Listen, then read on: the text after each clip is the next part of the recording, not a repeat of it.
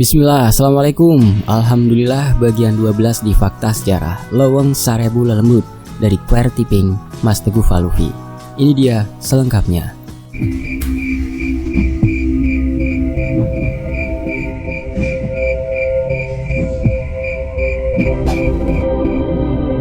Seorang perempuan dengan rambut panjang berantakan, tubuhnya hanya ditutupi selendang, dan wajahnya semakin hancur itu tersenyum ke arah Gama dan Mang Idim. Kemudian tubuhnya perlahan mundur. Perempuan itu sudah mengetahui tamu yang dinantikannya sudah tiba. "Cepat, sana susul Budi," ucap Mang Idim, kemudian berjalan ke arah satu pohon yang bisa melihat lurus ke arah dapur. Budi sudah terlihat kebingungan, berada tepat di depan pintu dapur. Beberapa kali melihat ke arah Gama dan menggelengkan kepalanya berkali-kali. "Mati kalian, sudah saatnya!" teriak suara perempuan dari dalam sisi rumah yang belum sama sekali Gama dan Budi masuki itu. Membuat Gama langsung memasukkan selendang hitam itu ke dalam saku celana bersama gelang gengge. "Itu Gam, ayo," ucap Budi. Nafasnya sudah ngos-ngosan. Kobaran dendam pada orang yang telah membuat leweng sasar terbuka akan dibalaskannya sekarang. "Hati-hati Bud, kita tidak pernah masuk ke dalam rumah ini. Karta dan Mimin bisa muncul di mana saja," ucap Gama dengan tegas. Langkah kaki mereka berdua perlahan masuk melewati pintu dapur yang terus bergerak terkena angin, diikuti meong hidung di belakang kaki Gama. Bruk. Tiba-tiba pintu dapur seperti ada yang menutupnya kencang. Kemudian dengan jelas Budi dan Gama lihat gagangnya itu bergerak mengunci. Percuma pintu itu terkunci. Semua jendela di rumah ini sudah terbuka. "Jangan sampai Mimin dan Karta bisa melarikan diri, Bud," kata Gama. Sudah sangat waspada, karena bisa saja mereka berdua diserang dari berbagai arah. Tidak ada satu benda pun dan keadaan di dalam dapur yang membahayakan setelah Gama pastikan keadaannya. Ki Dudui bilang, "Gam, tidak bisa memastikan persekutuan Mimin dengan Sarebu Lelembut di Leweng Sasar membuat ia sudah mati atau masih hidup," ucap Budi tiba-tiba ketika akan sampai ke ruangan tengah rumah yang sama gelapnya. Hanya suara-suara jendela yang terkena angin terus terdengar semakin kencang. "Sama dengan yang Mbah Idim katakan, Bud. Entah siapa yang sudah mati," ucap Gama perlahan, tidak ingin menyebutkan nama Ma Enda. "Jika masih hidup, akan aku buat mereka berdua mati. Jika sudah mati, akan aku bakar mayat mereka berdua. Itu harga sebanding," jawab Budi dengan sangat dingin. Tiba-tiba menghentikan langkahnya.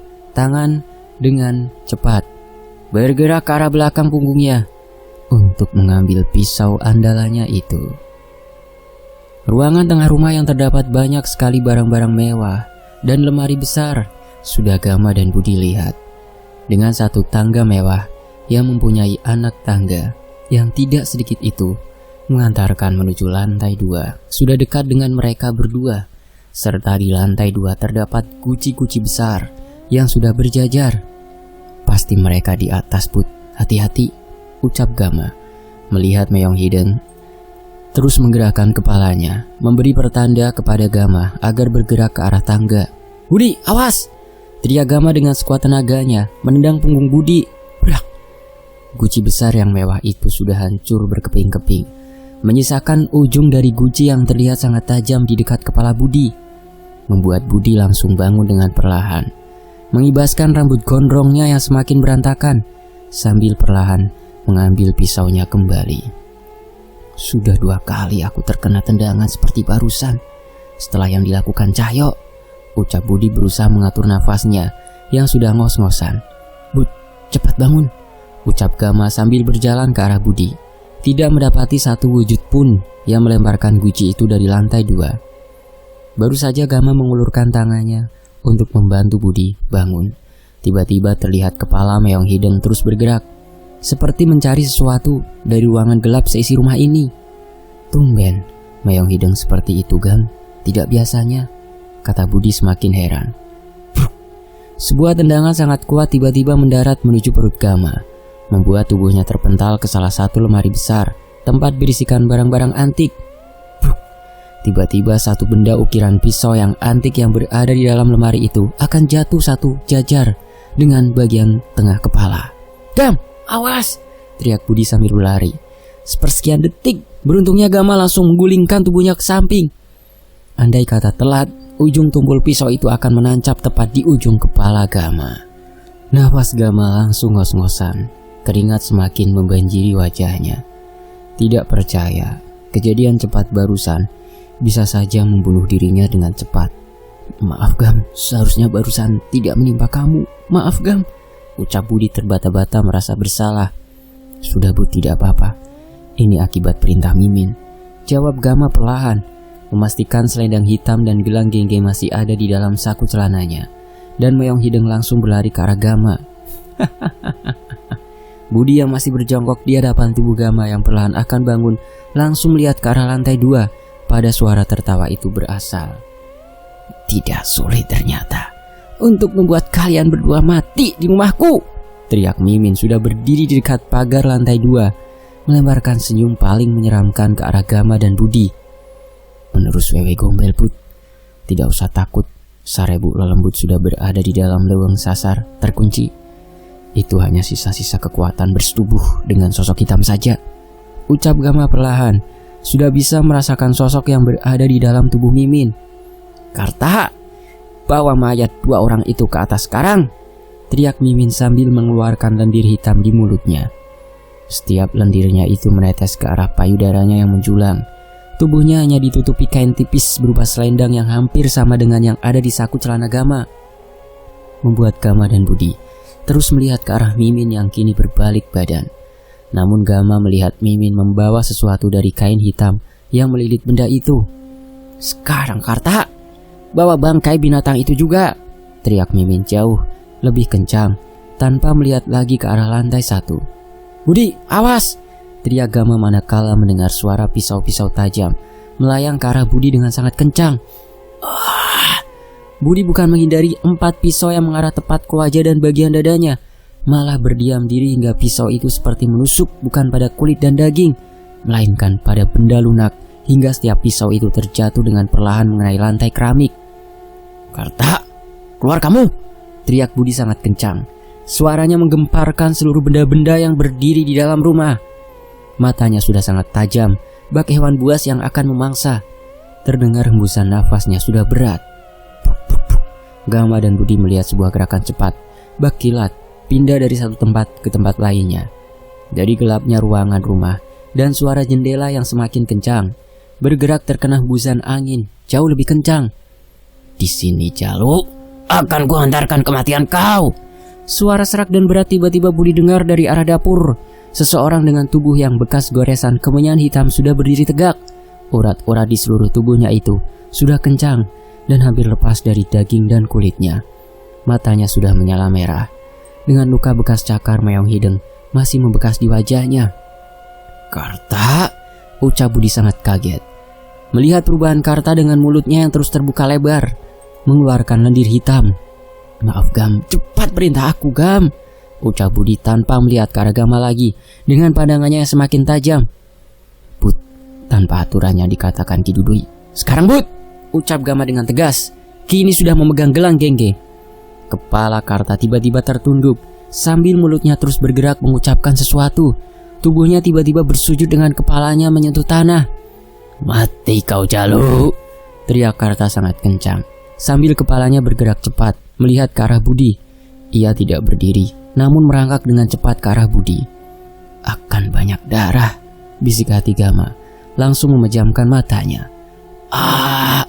Teriak Budi sambil berlari ke arah Karta, mengepal pisaunya sangat kuat.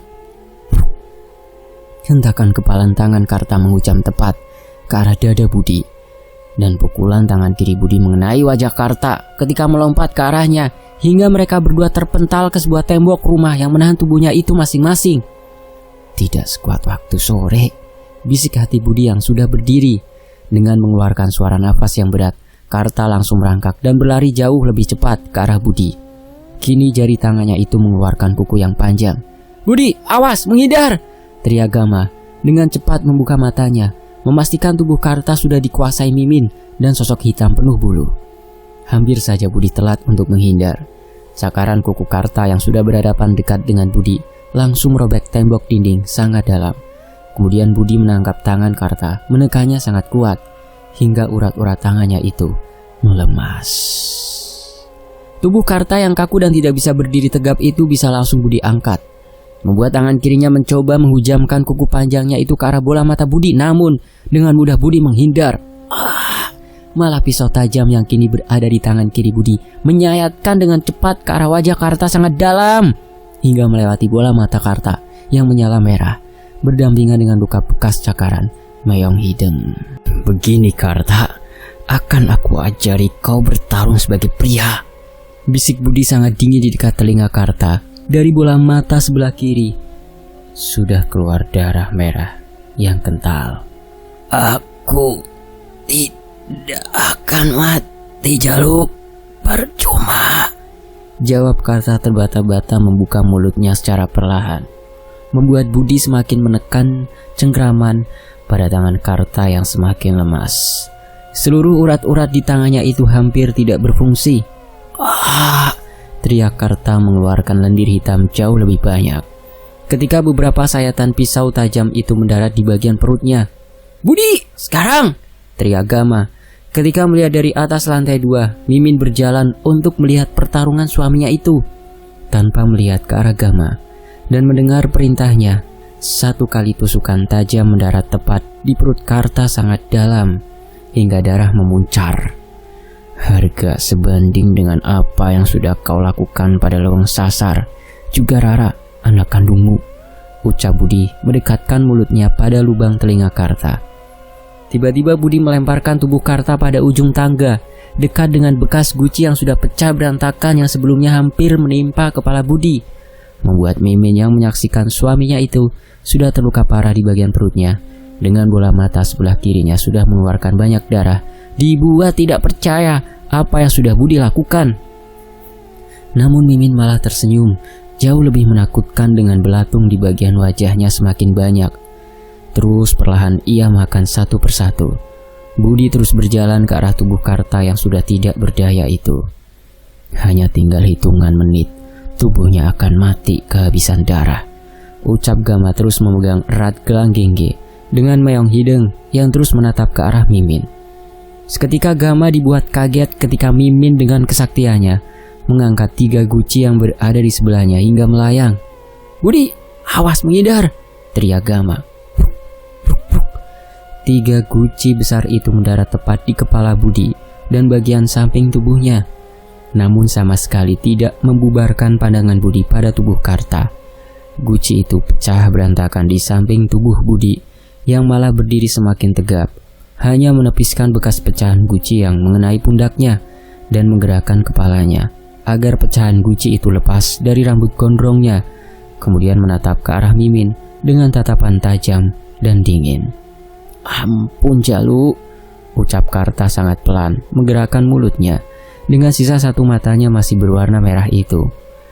Dengan perlahan Budi malah menyimpan pisau yang berlumuran darah itu ke balik punggungnya, membuat Gama dibuat heran serta cemas.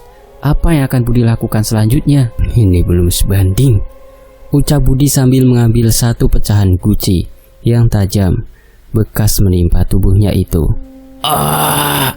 Teriak Karta sangat kencang, manakala ujung tajam dari pecahan guci itu menusuk tepat di bagian luka perutnya yang terus mengeluarkan darah, membuat darah memancar jauh lebih banyak, dan pecahan guci tajam itu hampir menembus seluruh bagian perut Karta.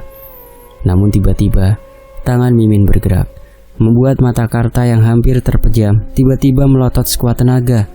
Tubuhnya yang sudah hampir tidak bernyawa itu malah dengan cepat berdiri, bukan untuk menyerang ke arah Budi, melainkan berjalan perlahan menaiki anak tangga dengan pecahan guci tajam masih menempel di perutnya, hingga tetesan darahnya itu mengikuti langkahnya. "Budi, tunggu, diam di situ!" teriak Gama sambil berlari ke arah Budi yang hampir saja bergerak mengikuti Karta. "Tunggu, diam!" bentak Gama, membuat wajah Budi yang sudah banjir keringat itu hanya menganggukkan kepalanya sambil melihat ke arah Gama. Gama tidak ingin Budi berhadapan dengan Mimin, itu akan membuat ia dengan mudah dihabisi Mimin yang sudah melihat suaminya itu tersiksa, bahkan hampir mati di tangan Budi. Langkah Karta semakin perlahan sudah mulai kehabisan tenaga karena darah yang terus keluar dari perutnya apalagi pecahan guci itu masih menempel di bagian perutnya. Sudah Gama dan Budi lihat mendekat ke arah Mimin, membuat Mimin dengan perlahan mencabut pecahan guci di tubuh Karta dengan perlahan. "Ah!" teriak Karta semakin kencang, bersamaan dengan keluarnya darah semakin banyak. "Gam, sekarang, ayo!" bisik Budi yang sudah tidak sabar, ingin menghabisi sepasang suami istri itu. "Tunggu!" jawab Gama. Ketika pecahan bekas guci itu Mimin jatuhkan ke lantai keramik, tiba-tiba teriakan suara Karta berkali lipat keluar dari mulutnya. "Tidak berguna!" ucap Mimin sambil tersenyum, menusukkan kuku panjangnya ke bekas tusukan di perut Karta, bahkan sampai menembus seluruh tubuhnya, membuat bola mata Karta yang tersisa sebelah itu melotot sekuat tenaga. "Perjanjian itu kekal, Karta. Sudah seharusnya ini terjadi. Mati!" bisik Mimin di dekat telinga Karta, membuat mata Karta yang awalnya merah menyala seketika berubah normal dan mulutnya semakin terbuka lebar. Sambil tertawa kencang, seketika Mimin melemparkan tubuh Karta ke arah Gama dan Budi. Tubuh Karta yang mengenaskan tepat berada di depan Gama dan Budi, yang tidak menyangka bahwa Karta akan dihabisi istrinya sendiri. "Kejar Budi, jangan sampai Mimin melarikan diri," ucap Gama dengan tegas, didengar jelas oleh Budi. "Tidak akan lepas dari kejaranku, Gam," jawab Budi langsung berlari menaiki anak tangga yang sudah banyak terdapat sisa darah bekas tubuh Karta. Mimin hanya berbalik badan, kemudian berjalan perlahan sambil tersenyum lebar dengan payudaranya yang menjulang panjang serta rambutnya berantakan itu. Tidak sedikit pun ada rasa ketakutan dari Mimin karena sudah menyiapkan segalanya di kamar itu untuk menghabisi Gama dan Budi juga Meong Hideng. Harus ingat, Gam, tidak ada yang lebih kuat daripada kekuatan pencipta. Semua tipu daya setan sesungguhnya lemah, tidak seberapa dengan segala kebaikan yang Gama lakukan. Bereskan sebelum pagi, ucapan Kilang Samana tiba-tiba Gama dengar sambil terus melangkah kaki menyusul Budi. "Baik Buyut, insya Allah Gama paham," jawab Gama dalam hatinya. Dalam tubuhnya sudah bergejolak sesuatu yang harus segera ia lakukan. "Di sana," ucap Budi sudah melihat Mimin mengunci satu pintu kamar, kemudian berjalan ke arah salah satu kamar yang menyala, membuat Budi bergerak dengan cepat. Mimin sudah duduk di depan cermin. Setelah memasukkan kunci itu ke dalam laci cermin, tangannya terus saja menyisir rambut panjangnya berkali-kali. Walaupun tidak jarang beberapa belatung, ia makan terus-menerus. "Setelah ini kembali ke pangkuan ibu ya, Ra," ucap Mimin perlahan, membayangkan dalam cermin itu terdapat bayangan sosok anaknya, anak dari bapak yang sudah ia habisi dan jasadnya yang sudah terkapar itu. Sementara itu bayangan hitam tubuh Budi dengan rambut gondrongnya yang semakin mendekat terus Mimin abaikan. Terus melihat ke arah cermin sambil tersenyum. Tidak akan lama lagi ia bisa menguasai Sarebul lembut yang kini terpenjara di leweng sasar. "Sebentar lagi kalian akan mempunyai tuan baru setelah aku bawa mayat-mayat ini," ucap Mimin sambil mengeluarkan lendir hitam di mulutnya. Bersamaan dengan langkah Budi yang sudah semakin dekat, terdengar jelas oleh Mimin. "Masuklah Jalu," ucap Mimin, membuat Budi sangat kaget. Apalagi Mimin sudah bertelanjang dada dengan perwujudan jauh mengerikan. Seluruh tubuhnya hancur, apalagi ketika melihat ke bagian wajahnya itu semakin banyak belatung. Selendang yang Mimin kenakan sudah tersimpan di atas cermin. Anak satu-satunya keturunan pemegang juru kunci leweng sasar akan mati di tanganku, beserta tempat itu akan abadi bersamaku. Aku kira dua manusia dari Jawa saja yang akan mengganggu keinginanku pernah berjumpa di satu warung menanyakan tentang leweng sasar. Ternyata kau, ucap Mimin sambil merasakan angin kencang datang jauh lebih kuat menerpa jendela yang terbuka lebar. Mereka bagian dari kita, mereka teman-teman kita, ucap Budi dengan sangat dingin. Ucapan itu membuat Mimin hanya tersenyum, menutupi dirinya yang kaget. Budi sudah melihat Gama semakin berjalan mendekat ke arahnya. Walaupun pandangan Gama terus melihat ke salah satu pintu yang sebelumnya Mimin kunci. Sudah saatnya Jalu. Juluran lidah Mimin tiba-tiba keluar sangat panjang akibat belatung yang terus ia makan setelah melakukan ritual persetubuhan itu. Baru saja langkah Budi semakin mendekat, sambil mengeluarkan pisau penuh darah bersarang di tubuh Karta, tiba-tiba Mimin menggerakkan tangannya, hingga mendaratlah pukulan jauh lebih kencang ke perut Budi. Pukulan itu langsung membuat Budi mengeluarkan darah di mulutnya. Bahkan Budi sangat kaget, pukulan sekencang itu bisa mendarat di perutnya tanpa ada wujud di depannya, hanya gerakan tangan Mimin. "Mati kau, Jalu," ucap Mimin dengan matanya sudah menjadi hitam. Menggerakkan tangannya pada sebuah benda hitam di samping cermin, membukanya secara perlahan.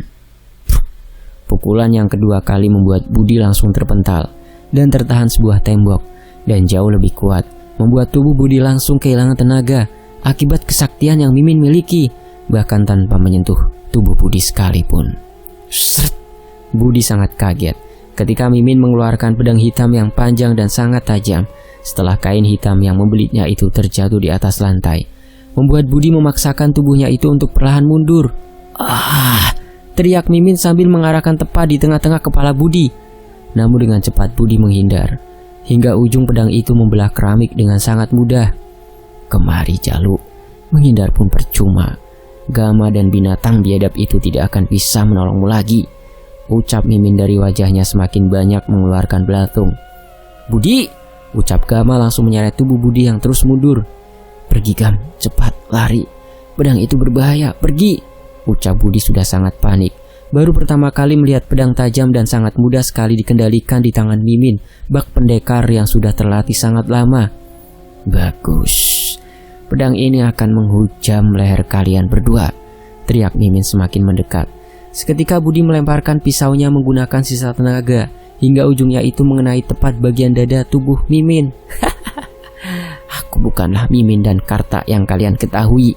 Tiba-tiba suara serak dan basah itu terdengar jelas, menggantikan suara Mimin.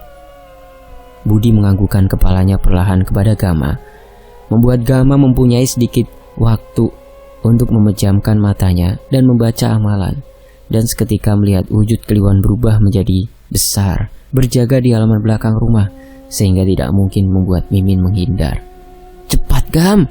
teriak Budi yang sudah tidak bisa bangkit, hanya memundurkan tubuhnya melewati kedua kaki Gama. Manusia biadab, aku kirim kau ke neraka," ucap suara Mimin yang sudah semakin basah dan serak. Gama mendengar suara pedang panjang itu kembali diangkatnya, satu jajar dengan kepalanya. Sementara Meong Hideng sudah terasa di dekat kaki Gama, menggerakkan kepala menanti sebuah perintah. "Gama, cepat!" teriak Budi sangat kencang. Kring, kring, kring, kring. Sambil membuka mata, sepersekian detik pedang itu akan menghujam tepat di bagian tengah kepala Gama, namun kalah cepat dengan hentakan 3 kali kaki kanan Gama ke lantai. Meong Hideng langsung menerkam tubuh Mimin. Tubuhnya yang kecil dan pincang tiba-tiba menggetarkan seluruh isi rumah. Jendela yang awalnya bergerak satu persatu lepas dari tempatnya, termasuk Mimin yang langsung terdorong masuk ke kamar. "Ah!" teriak Mimin sangat kencang. "Ah!" Satu kali sabetan kuku panjang Meong Hideng, bak pedang yang jauh lebih panjang yang kini berada di tangan Mimin, mendarat tepat di bagian leher Mimin, hingga kepala yang sudah hampir putus itu sudah satu lurusan dengan telapak kaki Meong Hideng yang berada di bagian kepalanya. Membuat lantai keramik itu terpecah, menerima kepala Mimin yang menembus hingga bagian tembok lantai, membuat kepalanya tercetak langsung dan belatung berceceran begitu saja. Seketika angin yang dari tadi berhembus kencang tiba-tiba berubah menjadi sunyi. Setelah seluruh isi ruangan lantai 2 rumah sangat berantakan, membuat Gama tercengang. Bahkan tubuhnya yang berdiri tegak sedikit goyah ketika mendengar hentakan kaki itu. Begitu juga dengan Budi yang melihat ke arah Gama sambil menggelengkan kepalanya. "Sekarang, Gam," ucap Budi yang terus banyak mengeluarkan darah di mulutnya, kini berada tepat satu lurusan dengan kamar yang Mimin gunakan sebagai tempat ritual. Budi juga seperti mengetahui percakapan Gama dan Mang Idim sebelumnya yang sudah Ki Dudui titipkan untuk mengingatkan Gama. Gama hanya menganggukkan kepalanya, ingat kembali pada pesan Ki Dudui yang dititipkannya kepada Mang Idim. Meong Hideng seketika kembali ke wujud asalnya, berdiri di dekat kepala Mimin yang sudah masuk ke lantai, keramik dan tembok. Dengan darah hitam yang mengelilingi bagian kepalanya itu, langkah Gama sudah berhadapan dengan kepala Mimin, Tubuhnya perlahan berjongkok. Tidak akan ada lagi penerus wewe gombel, dan Leweng Sasar tidak akan ada lagi yang menjamahnya, bisik hati Gama. Langsung mengeluarkan selendang hitam dan mengusapkannya pada wajah Mimin dengan sekuat mungkin. Itu benda yang membuat mara bahaya. Lepaskan Gama. Terdengar bisikan suara Kilang Samana di dekat telinga Gama, membuat ia langsung melepaskannya. Membuat Meong Hideng dan Gama seketika mundur, manakala dari kepala Mimin keluar asap putih kental. Sebentar, ucap Gama perlahan. Ketika melihat seketika tubuh Mimin terus mengeluarkan asap putih, membuat Budi kembali menggelengkan kepalanya. Asap putih itu semakin pekat, hampir menutupi tubuh Mimin, bersamaan dengan Meong Hideng yang malah berlari ke arah Budi dan berhenti di salah satu pintu kamar yang masih tertutup. Seketika tubuh Mimin berubah menjadi belatung yang sangat banyak dan mengeluarkan bau busuk menyengat. Bahkan darah hitam itu memenuhi lubang yang awalnya tempat kepala Mimin, bersama belatung yang jauh lebih banyak berbentuk pedang panjang. Gama, teriak Budi yang sudah perlahan memaksakan tubuhnya itu untuk berdiri, mendekat ke arah Meong Hideng. Mimin, bentak Gama langsung berlari ke arah Budi. Biar aku dobrak, minggir Gam, ucap Budi semakin cemas, manakala bau menyengat pada belatung di kamar itu sudah menyebar. Tubuh kekar Budi ditabrakannya ke arah pintu, bahkan sampai tubuhnya terjatuh menggunakan sisa tenaganya. Gama yang masih berdiri dibuat tercengang. Begitu juga Budi melihat ke arah tubuh perempuan yang sudah terbaring dengan sangat pucat. Wajahnya penuh dengan belatung yang sedang menggerogoti seluruh tubuhnya. Mimin, wajahnya sama dengan yang ada di kamar ketika masuk ke dalam lantai, Bud, ucap Gama perlahan, melihat hancurnya wajah Mimin. Mimin sudah lama mati. Mayat seperti itu sudah sekitar 2 atau 3 hari, Gam, jawab Budi perlahan, menerima bantuan Gama untuk berdiri. Kepala Budi dan Gama seketika mengangguk, melihat banyaknya bulu hitam di sekitar tubuh Mimin, yang mereka berdua ketahui dari sosok hitam penghuni Leweng Sasar. Balasan yang setimpal, kata Budi tiba-tiba, mengajak Gama segera keluar dari kamar, setelah Meong Hideng berjalan terpincang-pincang keluar kamar. Gama dan Budi langsung terdiam ketika dari jendela yang sudah terlepas itu, tepat mengarahkan pandangan mereka berdua ke arah barat, di mana Leweng Sasar berada, dan Meong Hideng sudah berada di dekat kaki Gama. Tiba-tiba satu kali sambaran kilat tepat mendarat di atas Leweng Sasar. Benar, itu di Leweng Sasar, Gam. Mereka sudah kembali semuanya, dan leweng itu tidak akan ada yang membukanya kembali, ucap Budi sambil terus berada dalam dekapan tangan Gama karena kondisinya semakin melemah. Di sisi lain, Mang Idim berteriak bersama Indra yang susah payah sedang menyeret mayat Karta yang sudah sangat mengenaskan. Cepat, keluar Gama, Budi, cepat! Tangan mereka masing-masing mengenakan sarung tangan. Cepat keluar, Indra, bantu bawa Budi, ucap Mang Idim. Mang, jawab Gama. Mayat Karta harus masuk ke kamar itu, Gam, jawab Mang Idim. Biar Gama bantu, Mang, kata Gama. Jangan, Gam, jangan meninggalkan jejak apapun di rumah ini, ucap Mang Idim dengan susah payah menyeret mayat Karta dan menyimpannya di dekat mayat Mimin. Biarkan nanti para warga atau siapapun yang menemukan mereka menyusun penjelasannya sendiri kenapa 2 mayat suami istri ini berakhir mengenaskan, kata Mang Idim. Belum mengenaskan itu, Bah, harusnya lebih parah lagi, sahut Budi berada di dekapan Indra sambil membenarkan posisi pisau andalannya itu yang sudah puas menghabisi Karta. Ke rumah Mak Endah, Ki Dudui menunggu kita. Rara belum sadarkan diri dan kalian akan tahu sesuatu, ucap Mang Idim. Maksudnya, Mang?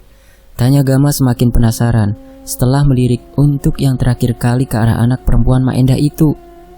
Ki Dudui menyebutnya akar sasar, Gam. Nanti kalian tahu sendiri. Cepat keluar dari rumah ini, sebentar lagi pagi akan segera tiba. Beruntung semuanya selesai di rumah ini, ucap Mang Idim. Ketika Gama berjalan perlahan bersama Mang Idim melewati seluruh isi rumah yang sudah hancur berantakan akibat Meong Hideng, diikuti Budi yang terus dibantu Indra untuk berjalan. Mereka sudah menginjakkan kaki di halaman belakang. Gama dan Budi langsung saling memandang ketika melihat Kliwon kembali bergerak cepat, berpindah dari satu pohon ke pohon lainnya. Bantuan dari Danan dan Cahyo benar-benar sangat berguna, bisik hati Gama. Kemudian Budi menganggukkan kepalanya ke arah Gama. Masih merasa bersalah dari kejadian barusan. Hampir saja Gama mati. Bersambung. Apa yang dimaksud oleh Ki Dudui? Akar sasar leuweung? Dan ada apa dengan Mak Endah? Ada apa di balik semua ini? Nantikan jawabannya di bagian berikutnya hanya di Fakta Sejarah. Demikianlah Leuweung Sasar dari Mas Teguh Faluvi @Quartiping. Terima kasih untuk penulisnya, terima kasih teman-teman yang sudah menyimak kisah ini sampai sejauh ini. Saya pamit, wassalamualaikum, sampai jumpa.